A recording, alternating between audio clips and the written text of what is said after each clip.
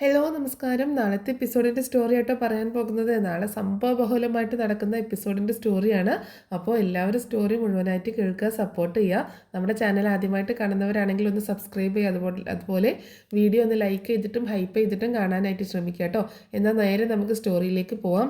അങ്ങനെ മൂന്നാം ലോക മഹായുദ്ധം എന്ന് തന്നെ പറയാം. മൂന്നാം മഹായുദ്ധം വരികയാണെന്ന് ബാലചന്ദ്രൻ അലീനയ്ക്ക് ഒരു വാണിംഗ് കൊടുക്കുന്നുണ്ട്. ഒന്ന് സൂക്ഷിച്ചിരുന്നോ, കരുതിയിരുന്നോ എന്ന് പറയുന്നുണ്ട് കേട്ടോ. അതുപോലെ അലീനയ്ക്ക് മൊബൈലൊക്കെ വാങ്ങിച്ചു കൊടുക്കുന്നുണ്ട്. അപ്പോൾ അങ്ങനെയുള്ള സംഭവങ്ങളൊക്കെ ഇന്നത്തെ എപ്പിസോഡിൽ നമ്മൾ കണ്ടതാണ്. ഇനി നാളത്തെ എപ്പിസോഡിൽ സംഭവിക്കാൻ പോകുന്നതെന്ന് വെച്ചിട്ടുണ്ടെങ്കിൽ നമ്മുടെ ശിവശങ്കറിനും രാജീവനും തിരിച്ചെത്തുന്നുണ്ട് കേട്ടോ. രാജീവൻ ഒരു തവണ വന്നിട്ട് പോയതാണ്, വീണ്ടും രാജീവൻ വരുന്നുണ്ട്. അങ്ങനെ ശിവേട്ടനും രാജീവനും കൂടെ ഒരു ഡേറ്റ് ഒപ്പിച്ചിട്ട് ഒരു ഡേറ്റിൽ തന്നെ നാട്ടിലേക്ക് വരിക കേട്ടോ. അതായത് ബാലചന്ദ്രൻ്റെ ഇഷ്യൂ തീർക്കാനായിട്ട്, അലീനയുടെയും ബാലചന്ദ്രൻ്റെ ഇഷ്യൂ ഒക്കെ തീർത്ത് വൈജയെ സ്വസ്ഥമാക്കാൻ വേണ്ടിയിട്ടാണ് അവർ വരുന്നത്. പക്ഷേ എല്ലാ പ്ലാനുകളും തകിടം മറിക്കുന്നുണ്ട് നമ്മുടെ ബാലചന്ദ്രൻ കേട്ടോ. അപ്പോൾ എന്നാൽ നമുക്ക് നേരെ സ്റ്റോറിയിലേക്ക് പോവാം. അങ്ങനെ അലീന ബാലചന്ദ്രന് ഭക്ഷണമായിട്ട് വന്നേക്കുകയാണ്. ഭക്ഷണം കൊണ്ടുവന്ന് കൊടുക്കുന്ന സമയത്ത് നമ്മൾ ബാലചന്ദ്രൻ ഭക്ഷണം കഴിക്കാൻ തുടങ്ങുമ്പോൾ അലീന വാ തുറക്കുന്നുണ്ട്. നീ കൊഞ്ചാണോടി പെണ്ണെ, കെട്ടിക്കാൻ പ്രായമായി എന്നൊക്കെ ബാലചന്ദ്രൻ തമാശ രൂപത്തിൽ പറയുകയും ചെയ്യുന്നുണ്ട്. അതിനുശേഷം അലീന എല്ലാവർക്കുള്ള ഭക്ഷണം ടേബിളിൽ എടുത്ത് വെക്കുക കേട്ടോ. ആ സമയത്ത് കൃഷ്ണയോട് പറയുന്നുണ്ട് എല്ലാവരെയും ഭക്ഷണം കഴിക്കാൻ വിളിക്കുക എന്ന് പറയുമ്പോൾ വൈജ അവളോട് ദേഷ്യപ്പെടുകയാണ്, കൃഷ്ണയോട് കേട്ടോ. കൃഷ്ണ ചെന്ന് വിളിക്കുമ്പോൾ നീ വേണേ കഴിച്ചാൽ മതി എന്നൊക്കെ പറയുമ്പോൾ വളരെ മോശമായിട്ടുള്ള രീതിയിലാണ് അലീനയും ഉണ്ടാക്കിയ ഭക്ഷണത്തെയൊക്കെ പറ്റി പറയുന്നത്. വീട്ടിൽ വേറെ ഉണ്ടാക്കാൻ പാടില്ല എന്ന് ബാലചന്ദ്രൻ്റെ ഓർഡർ ഉള്ളതുകൊണ്ട് അവരാരും ഉണ്ടാക്കിയിട്ടുമില്ല കേട്ടോ. അവർക്കൊക്കെ വിശപ്പുണ്ട്. പക്ഷേ വൈജയന്തി പെട്ടെന്ന് ദേഷ്യപ്പെട്ട് അവിടെ നിന്ന് എഴുന്നേറ്റ് പോവാണ്. രോഹിത്തും പവിതയും ഞങ്ങൾക്ക് വേണ്ട എന്ന് പറയുമ്പോൾ കൃഷ്ണ പറയുന്നുണ്ട് നല്ല ടേസ്റ്റുള്ള ഭക്ഷണമാണ്, നിങ്ങൾക്ക് അലീന ചേച്ചിയോട് ദേഷ്യം ഉണ്ടെങ്കിലും ഭക്ഷണത്തോട് അത് കാണിക്കേണ്ട ആവശ്യമില്ല എന്നൊക്കെ പറയുമ്പോൾ അവർ വീണ്ടും ഭയങ്കരമായിട്ട് ദേഷ്യപ്പെട്ട് പോവുക കേട്ടോ. അവർക്ക് എന്തായാലും ഭക്ഷണം അന്ന് അവിടുന്ന് ഉണ്ടാക്കാൻ പറ്റില്ലല്ലോ. അപ്പോൾ രോഹിത്ത് പറയുന്നുണ്ട് ഞങ്ങൾക്കുള്ള ഭക്ഷണം ഞങ്ങൾ ഓർഡർ ചെയ്തിട്ടുണ്ട്, അത് വരും, അത് ഞങ്ങൾ കഴിച്ചോളാം, നീ പോയി നിൻ്റെ ചേച്ചിയുടെ ഭക്ഷണം കഴിക്കാൻ നോക്ക് എന്ന് പറയണം അവളോട് കേട്ടോ, കൃഷ്ണയോട്. കൃഷ്ണ വന്നിട്ട് കൃഷ്ണയും അലീനയും കൂടെ പിന്നെ അവിടുന്ന് ഭക്ഷണം കഴിക്കുകയാണ്. അപ്പോൾ ഇവർ രണ്ടുപേരും വരുന്നില്ല. അപ്പോൾ ഇവർക്കാണെങ്കിൽ ഭക്ഷണത്തിൻ്റെ സ്മെല്ലൊക്കെ വന്നിട്ട് ഭയങ്കര കൊതിയൊക്കെ ഉണ്ട്. അലീന ഉണ്ടാക്കുന്ന ഭക്ഷണത്തിന് നല്ല ടേസ്റ്റാണല്ലോ, അപ്പോൾ അത് കഴിക്കണം എന്നൊക്കെ ഉണ്ട്.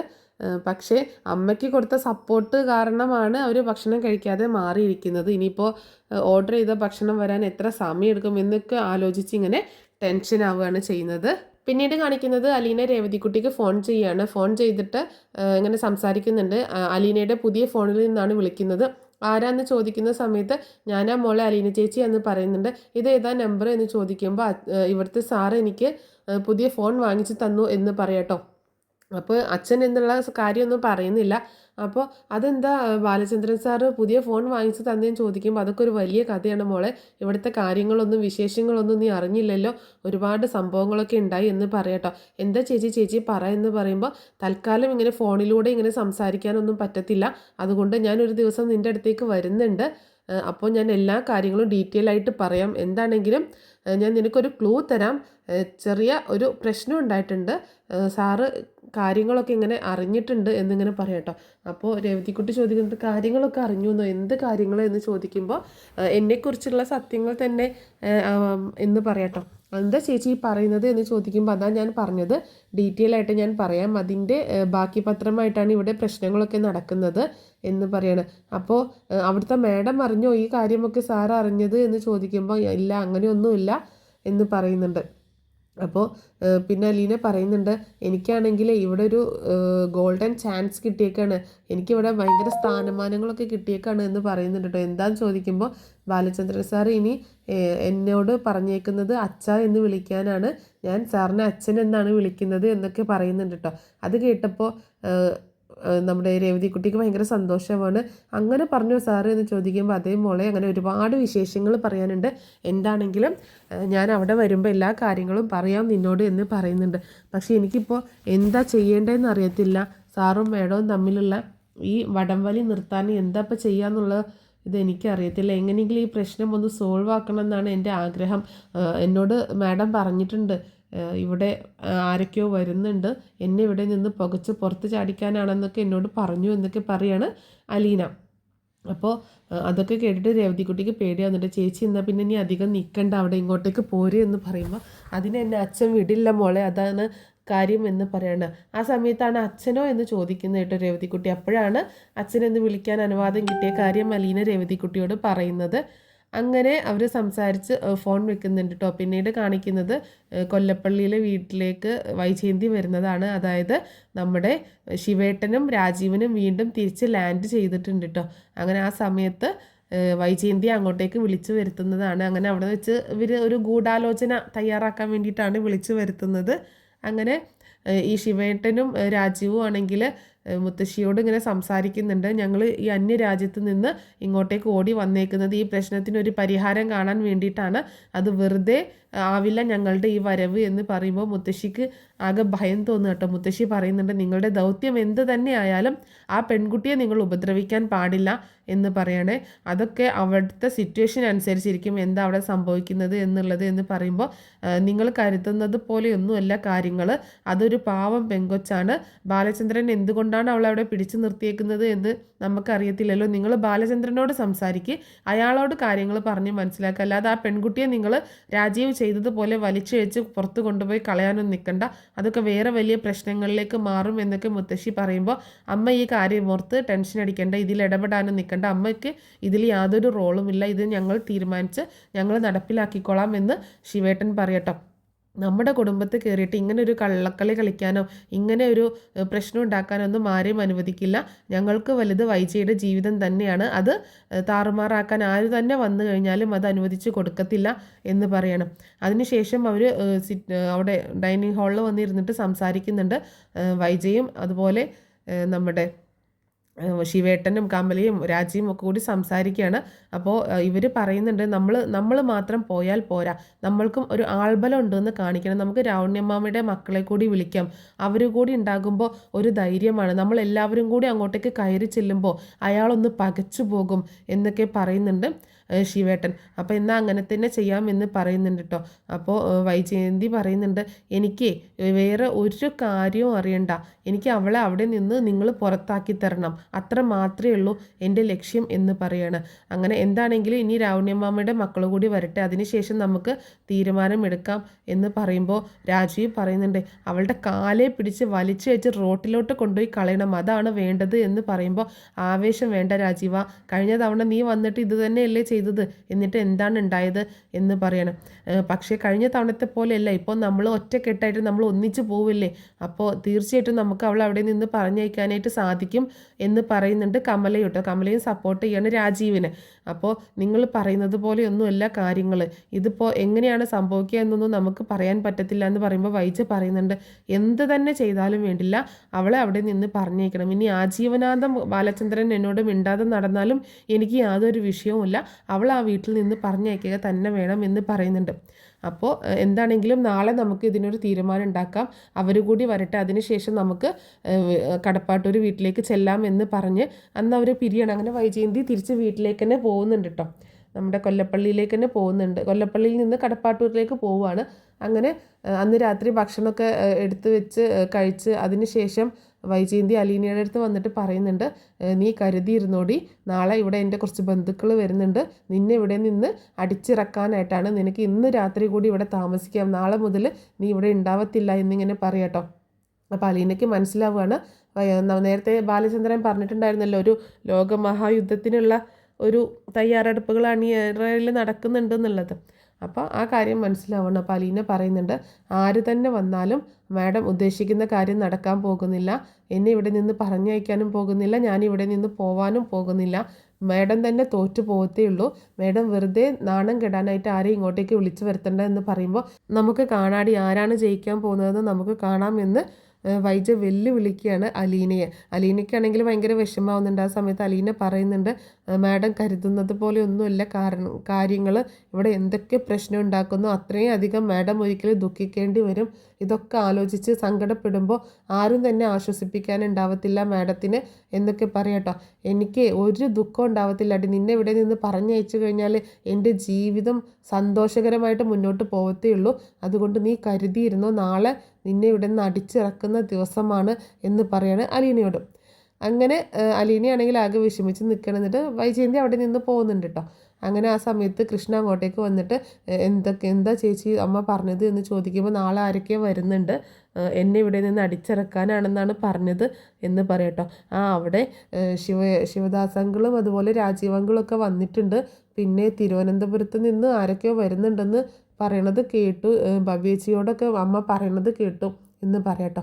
തിരുവനന്തപുരത്ത് നിന്ന് ആരാണെന്ന് ചോദിക്കുമ്പോൾ ശാസ്തമംഗലത്തുള്ള അമ്മയുടെ അമ്മാവൻ്റെ മക്കളൊക്കെയാണ് വരുന്നത് എന്ന് പറയാണ് കൃഷ്ണമോള്. അപ്പോൾ അവിടുത്തെ കാര്യങ്ങളൊക്കെ കേട്ടപ്പോൾ അലീനയ്ക്ക്, അവിടെയാണല്ലോ വൈജയന്തി അലീനയെ പ്രസവിച്ചതും ഒക്കെയുള്ള കാര്യങ്ങൾ. അപ്പോൾ ഇനിയിപ്പോൾ അപ്പോൾ അവരൊക്കെ ഒന്ന് കാണാമല്ലോ, എന്താണെന്നൊക്കെ അറിയാൻ ചെയ്യാം. പക്ഷേ എന്താകും എന്നുള്ള ഒരു ടെൻഷനും ഉണ്ട്. നാളത്തെ ദിവസം എന്താണ്, എങ്ങനെയാണ് സംഭവിക്കാൻ പോകുന്നത് എന്നൊന്നും അറിയത്തില്ല. അലീനയ്ക്ക് പോകാനൊട്ടും ആഗ്രഹമൊന്നുമില്ല. പക്ഷേ പോയി കഴിഞ്ഞാലും അലീനയ്ക്ക് കുഴപ്പമൊന്നുമില്ല, നേരെ എറണാകുളത്തേക്ക് പോവാം. അവിടെ എല്ലാവരും അവളെ സ്വീകരിക്കുകയും ചെയ്യും, അവിടെ നിന്നിട്ട് എന്തെങ്കിലും ജോലി ചെയ്യുകയും ചെയ്യാം എന്നൊക്കെ ഉള്ളതുണ്ട്. പക്ഷേ ഇവിടുത്തെ ഈ ഒരു സിറ്റുവേഷൻ ഇങ്ങനെ ആയതുകൊണ്ട് ബാലചന്ദ്രൻ ഒരിക്കലും അവളെ പോകാൻ അനുവദിക്കത്തില്ലല്ലോ. അപ്പോൾ അതിൻ്റെ ഒരു പ്രശ്നമുണ്ട്. അപ്പോൾ എന്താണെങ്കിലും നാളെ ആവട്ടെ എന്നുള്ളൊരു തീരുമാനത്തിൽ നിൽക്കുകയാണ്. അങ്ങനെ വൈജയന്തി പിറ്റേ ദിവസം നേരെ കടപ്പാട്ടൂരിലേക്ക് പോകുന്നുണ്ട് കേട്ടോ. കടപ്പാട്ടൂരിലേക്ക് പോകുമ്പോൾ ആ സമയത്ത് അവിടെ അവരൊക്കെ വന്നിട്ടുണ്ടാവും, തിരുവനന്തപുരത്ത് നിന്നുള്ള ബ്രദേഴ്സൊക്കെ വന്നിട്ടുണ്ടാവും കേട്ടോ. അവിടുത്തെ രാവണ്യമാമയുടെ മക്കളൊക്കെ വന്നിട്ടുണ്ടാവും. അങ്ങനെ എല്ലാവരും കൂടി കാര്യങ്ങളൊക്കെ വീണ്ടും ചർച്ച ചെയ്യുന്നുണ്ട്. ശിവദാസും അതുപോലെ രാജീവും ഒക്കെ അവരുടെ കാര്യങ്ങൾ പറഞ്ഞ് മനസ്സിലാക്കുന്നുണ്ട്. എന്ത് വന്നാലും നമ്മൾ ഒറ്റക്കെട്ടായിട്ട് നിൽക്കണം, നമുക്ക് ഒറ്റ ആവശ്യമേ ഉള്ളൂ, അതായത് ബാലചന്ദ്രൻ അലീനെ ആ വീട്ടിൽ നിന്ന് പറഞ്ഞയക്കണം, അതുമാത്രമാണ് നമ്മുടെ ആവശ്യം. അതുകൊണ്ട് ആ ഒരു തീരുമാനത്തിൽ നമ്മൾ ഒരുമിച്ച് ഒറ്റ തീരുമാനമെടുത്ത് ബാലചന്ദ്രനെ കൊണ്ട് അത് അംഗീകരിപ്പിക്കണം, അതാണ് നമ്മുടെ ലക്ഷ്യം. അല്ലാന്നുണ്ടെങ്കിൽ അതിൻ്റെ ഭവിഷ്യത്തൊക്കെ നമുക്ക് അപ്പോൾ വെച്ച് അയാളോട് പറഞ്ഞ് മനസ്സിലാക്കാം എന്നൊക്കെ പറഞ്ഞ് അവരിങ്ങനെ തീരുമാനങ്ങളൊക്കെ എടുത്ത് അങ്ങനെ കൊല്ലപ്പള്ളിയിൽ നിന്ന് കടപ്പാട്ടൂരിലേക്ക് പോവുകയാണ് ചെയ്യുന്നത്. അങ്ങനെ ആ സമയത്ത് അവർ വീട്ടിലേക്ക് എത്തുന്ന സമയത്ത് ഭയങ്കര പ്രശ്നമായിട്ടാണ് ചെല്ലുന്നത്. ബാലചന്ദ്രനാണെങ്കിൽ ഇതൊക്കെ വരട്ടെ, എല്ലാവരും വരട്ടെ, വന്നിട്ട് എന്താണ് ഇവിടെ സംഭവിക്കാൻ പോണത് ഞാൻ കാണിച്ചു തരാം എന്നുള്ള മട്ടിൽ അങ്ങനെ നിൽക്കുകയാണ് ചെയ്യുന്നത്. അങ്ങനെ എല്ലാവരും വന്നു, അലീനയൊക്കെ കാണുക കേട്ടോ. നമ്മുടെ ശിവദാസൊക്കെ അലീനയെ കണ്ട് സംസാരിക്കുന്നുണ്ട്. അലീനയാണെങ്കിൽ ആ സമയത്ത് ഒന്നും മിണ്ടാതെ നിൽക്കുകയാണ്. വൈജയന്തിയാണ് ഭയങ്കരമായിട്ട് ദേഷ്യപ്പെട്ടുകൊണ്ട് സംസാരിക്കുന്നത്. ദേ ഇവളാണ് അവൾ എന്നൊക്കെ പറഞ്ഞ് ഇങ്ങനെ സംസാരിക്കുന്നുണ്ട്. മറ്റുള്ളവർക്കൊക്കെ പരിചയപ്പെടുത്തുന്നുണ്ട്, ഈ വീട് തകർക്കാൻ വന്ന പിശാചാണ്, ഈ കുടുംബം തകർക്കാൻ വന്ന പിശാചാണ് ഇവൾ എന്നൊക്കെ പറഞ്ഞിട്ട് അലീനയെ അവർക്ക് മുന്നിൽ ഇങ്ങനെ കാണിച്ച് പരിഹസിച്ച് കുറ്റപ്പെടുത്തിക്കൊണ്ടിരിക്കുകയാണ്. കമലയും ഒക്കെ അലീനയെ ഭയങ്കരമായിട്ട് ചീത്ത പറയുന്നുണ്ട് കേട്ടോ. ഒരുപാട് മോശമായിട്ട് സംസാരിക്കുന്നുണ്ട്. വൈജയന്തിയാണ് കൂടുതലും മോശമായി സംസാരിക്കുന്നത്. ഏതോ ഒരുത്തി പിഴച്ച് പെറ്റ് ഒരു അനാഥാലയത്തിൽ കൊണ്ടുപോയി കളഞ്ഞിട്ട് അവൾ ഇവിടെ വന്നിട്ട് അച്ഛനും മകളും കളിക്കുകയാണ്. അവൾ ഏതോ ഒരുത്തി അങ്ങനെയൊക്കെ ചെയ്തിട്ട് അച്ഛനും മകളും കളിക്കുകയാണ് എന്നൊക്കെ പറഞ്ഞ് ദേഷ്യപ്പെട്ട് സംസാരിക്കുകയാണ് ചെയ്യുന്നത് കേട്ടോ.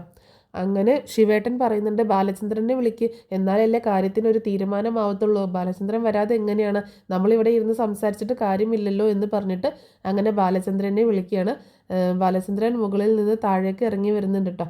വരുന്ന സമയത്ത് തന്നെ ഇവിടെ എല്ലാവരെയും കണ്ടപ്പോൾ തന്നെ ബാലചന്ദ്രൻ ഭയങ്കര ഗൗരവത്തിലാണ്, കൂടുതലൊന്നും സംസാരിക്കുകയൊന്നും ചെയ്യുന്നില്ല കേട്ടോ ആ സമയത്ത്. അപ്പോൾ ശിവേട്ടനാണ് തുടക്കം കുറിക്കുന്നത്. ഞങ്ങൾ എന്തിനാണ് എല്ലാവരും കൂടെ വന്നതെന്ന് ബാലചന്ദ്രനെ മനസ്സിലായോ എന്ന് ചോദിക്കുമ്പോൾ, മനസ്സിലായി ശിവേട്ട, നിങ്ങളിപ്പോൾ ഇങ്ങനെ പടപ്പുറപ്പാടുമായിട്ട് വരുമെന്ന് ഞാൻ പ്രതീക്ഷിച്ചിരിക്കുകയായിരുന്നു എന്ന് പറയാട്ടോ. അപ്പോൾ എന്താണ് കാര്യമെന്ന് മനസ്സിലായ സ്ഥിതിക്ക് ഇനി കൂടുതൽ ചോദ്യം പറച്ചിലിൻ്റെ ആവശ്യമൊന്നുമില്ലല്ലോ എന്ന് പറയുമ്പോൾ, എല്ലാ ശിവേട്ടൻ ചോദിക്കേ, എനിക്ക് പറയാനുള്ളത് കൂടി നിങ്ങൾക്ക് എല്ലാവർക്കും കേൾക്കാലോ എന്നൊക്കെ പറയുന്നുണ്ട്. ആ സമയത്ത് രാജീവ് ഇടയ്ക്ക് കയറി വന്നിട്ട് ബാലചന്ദ്രനോട് ഭയങ്കര ചൊടിപ്പിക്കുന്ന രീതിയിൽ സംസാരിക്കുന്നുണ്ട് കേട്ടോ. കൂടുതൽ സംസാരിക്കാനൊന്നുമില്ല, താൻ എന്തുദ്ദേശത്തിലാണ് ഇവളെവിടെ വെച്ചുകൊണ്ടിരിക്കുന്നതെന്ന് ഞങ്ങൾക്ക് എല്ലാവർക്കും മനസ്സിലായി എന്ന് പറയുന്ന ആ സമയത്ത് തന്നെ ബാലചന്ദ്രൻ രാജീവിനിട്ട് നല്ലൊരെണ്ണം പൊട്ടിക്കുന്നുണ്ട് കേട്ടോ. എൻ്റെ വീട്ടിൽ കയറി വന്ന് എന്നോട് എതിർത്ത് സംസാരിക്കുന്നു എന്നൊക്കെ ചോദിച്ച് ദേഷ്യപ്പെടുകയാണ് ബാലചന്ദ്രൻ രാജീവിനോട് കേട്ടോ. അങ്ങനെ നല്ലൊരെണ്ണം കിട്ടിയപ്പോൾ തന്നെ എല്ലാവരുടെയും കിളി പറന്ന മട്ടാണ്. ബാലചന്ദ്രനാണെങ്കിൽ നന്നായിട്ട് അവരോട് ദേഷ്യപ്പെട്ട് സംസാരിക്കുന്നുണ്ട്. അലീന എൻ്റെ മകളാണ് അലീന, അവളെ ഇവിടെ നിന്ന് പറഞ്ഞു വയ്ക്കാനായിട്ട് ആരും ഇങ്ങോട്ടേക്ക് വരണ്ട എന്നൊക്കെ പറയുമ്പോൾ അതെങ്ങനെ ശരിയാവും ബാലചന്ദ്ര, അലീന എങ്ങനെ നിങ്ങളുടെ മകളാകും എന്ന് ചോദിക്കുമ്പോൾ ഞാൻ അവളെ ദത്തെടുത്തു എന്ന് പറയട്ടോ.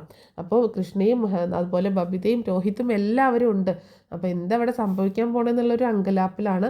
ആ സമയത്ത് ശിവേട്ടൻ കുറേ സംസാരിക്കുന്നുണ്ട് ബാലചന്ദ്രനോട്, ഇതിവിടെ അനുവദിച്ച് തരാൻ പറ്റത്തില്ല, ഞങ്ങളുടെ പെങ്ങളുടെ ജീവിതം ഞങ്ങൾക്ക് സേഫാക്കിയേ പറ്റത്തുള്ളൂ, ഇങ്ങനെ ഒരു തോന്നിവാസം ഇവിടെ നടത്താൻ സമ്മതിക്കില്ല എന്നൊക്കെ പറയുമ്പോൾ ആരാണ് തോന്നിവാസം കാണിച്ചത്, ഞാനാണോ എന്നൊക്കെ ചോദിച്ച് ബാലചന്ദ്രൻ നന്നായിട്ട് ഷൗട്ട് ചെയ്യാണ്. അപ്പോൾ ബാലചന്ദ്രൻ്റെ മനസ്സിൽ കിടന്നിങ്ങനെ പറയുന്നുണ്ട്, നിങ്ങളുടെ പെങ്ങൾ പിഴച്ചുണ്ടാക്കിയ സന്തതി തന്നെയാണ് ഇവൾ എന്നുള്ള കാര്യം ബാലചന്ദ്രൻ ഇങ്ങോട്ട് പറയാൻ അരിച്ച് കയറുന്നുണ്ട്. പക്ഷേ ക്ഷമിച്ച് അത് സഹിച്ച്, അതായത് ഭയങ്കര കൺട്രോൾ ചെയ്തിങ്ങനെ നിൽക്കുകയാണ് ബാലചന്ദ്രൻ. ആ കാര്യങ്ങളൊന്നും തുറന്ന് പറയാതെ കേട്ടോ.